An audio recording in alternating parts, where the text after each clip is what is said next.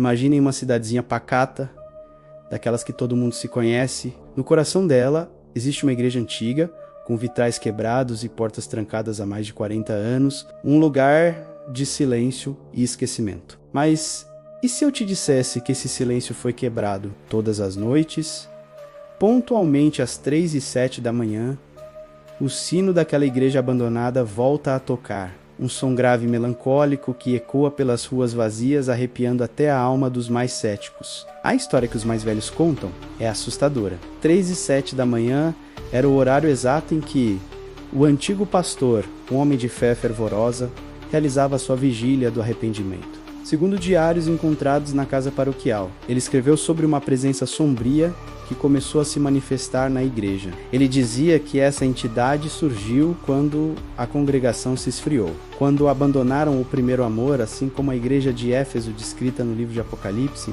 O pastor lutou bravamente contra essa sombra. Ele tentou alertar seu rebanho, implorou para que voltassem ao caminho da fé, mas ninguém o ouviu. O chamaram de louco, fanático, até que numa noite fatídica o sino tocou pela última vez e o pastor desapareceu sem deixar vestígios. Depois disso, o medo tomou conta da cidade e a igreja foi fechada, abandonada ao tempo e às lendas. Agora, 40 anos depois, um grupo de jovens cristãos cheios de coragem e curiosidade decide que é hora de desvendar esse mistério. Eles não acreditam nas histórias de fantasmas. Acreditam que há uma explicação lógica, talvez um mecanismo antigo, talvez alguém pregando uma peça numa noite escura, armados com lanternas e câmeras. Eles forçam a entrada na velha igreja. O ar lá dentro é pesado, denso, com o cheiro de poeira e madeira podre. O silêncio é tão profundo que eles conseguem ouvir a própria respiração. É então que as coisas estranhas começam a acontecer. Um dos jovens comenta em voz baixa sobre uma mentira que contou aos pais, e no mesmo instante, um barulho de algo caindo ecoa no andar de cima. Outra garota pensa em um erro do passado, um pecado que nunca confessou a ninguém, e as poucas luzes que funcionam piscam violentamente. Eles começam a perceber que a igreja não é apenas um prédio antigo, ela parece viva, parece ouvir. Eles caminham pelos corredores, e seus feixes de luz revelam versículos bíblicos pintados nas paredes. Mas algo está errado. Um deles jura que a passagem de João que acabaram de ler não era a mesma segundos atrás. Os versículos parecem mudar, se contorcer, adaptando-se às suas conversas, aos seus pensamentos mais secretos. A tensão aumenta a cada minuto que passa.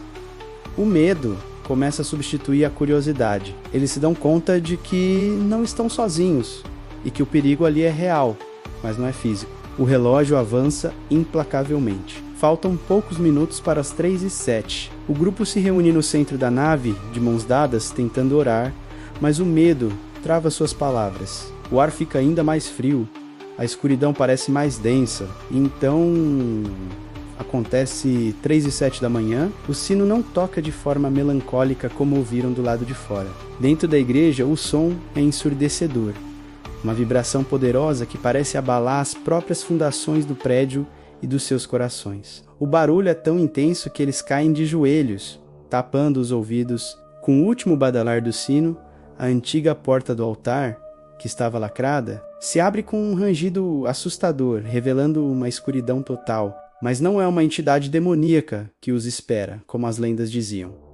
A verdade é muito mais aterrorizante e pessoal. O sino não anuncia a chegada de um demônio, ele anuncia o momento da verdade. O momento em que Deus permite que o véu entre o mundo físico e o espiritual seja rasgado, para que tudo o que está oculto seja revelado. E isso inclui os pecados secretos de cada um deles. A noite se transforma em um campo de batalha espiritual. Um por um, eles são confrontados não por um monstro externo, mas por visões aterrorizantes de seus próprios erros, de suas próprias falhas, de suas próprias quedas. A igreja se torna um espelho de suas almas. O jovem que mentiu para os pais vê o rosto deles se contorcendo em dor e decepção. A garota com o pecado não confessado revive a situação de novo e de novo, cada vez mais assustadora. Cada visão é um teste, uma provação. A entidade que o antigo pastor enfrentou não era um demônio para ser expulso, mas uma manifestação da própria justiça divina, um chamado ao arrependimento. A igreja se tornou um crisol, um lugar de purificação pelo fogo. Eles percebem que a única saída não é lutar contra a escuridão, mas confessar, se arrepender, encarar a própria verdade com humildade.